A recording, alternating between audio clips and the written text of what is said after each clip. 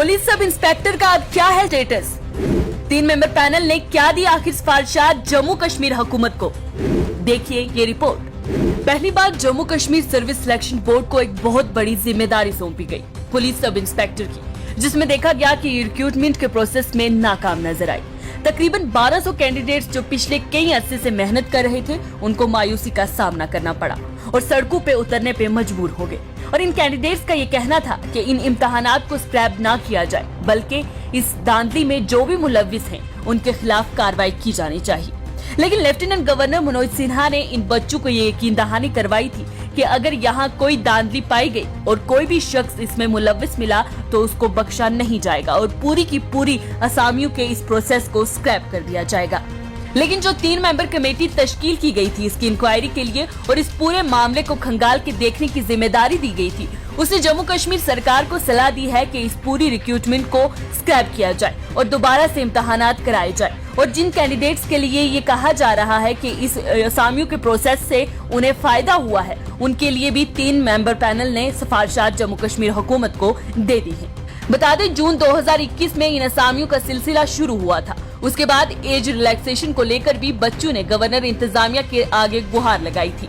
नवंबर 2021 के महीने में इन असामियों के लिए फॉर्म लगना शुरू हुए और जो बच्चे 30 साल की एज ब्रैकेट में नहीं आते थे, इनकी तादाद तकरीबन 800 के करीब थी, जो कैट के पास गए, वहां अपनी अर्जियां जमा करवाई और जिसके बाद उन्हें इम्तिहान में बैठने की इजाजत दी गई कैट के ऑर्डर के बिना पर।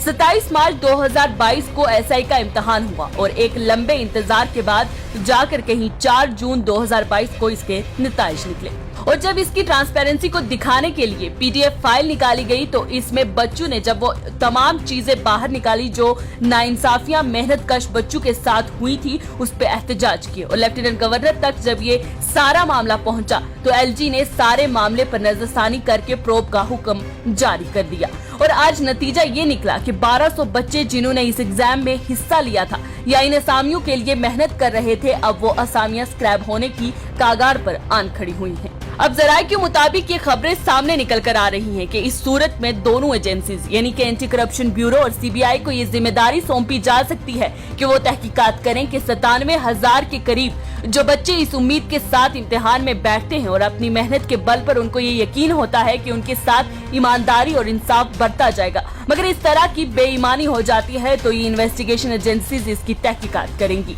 लेकिन जम्मू कश्मीर या पूरे मुल्क की बात करें तो करप्शन फ्री का दावा किया जाता है, लेकिन उसके बावजूद भी सिस्टम में ही कुछ ऐसे लोग मौजूद हैं जो घूसखोरी जैसी बीमारी में मुब्तला हैं, कई जिंदगियों या कई नौजवानों के मुस्तकबिल के साथ खिलवाड़ करते हैं और सिस्टम को इस तरह हाईजैक किया हुआ है कि लोगों को फंसाकर उनको बड़े पैमाने पर नुकसान किया जाता है।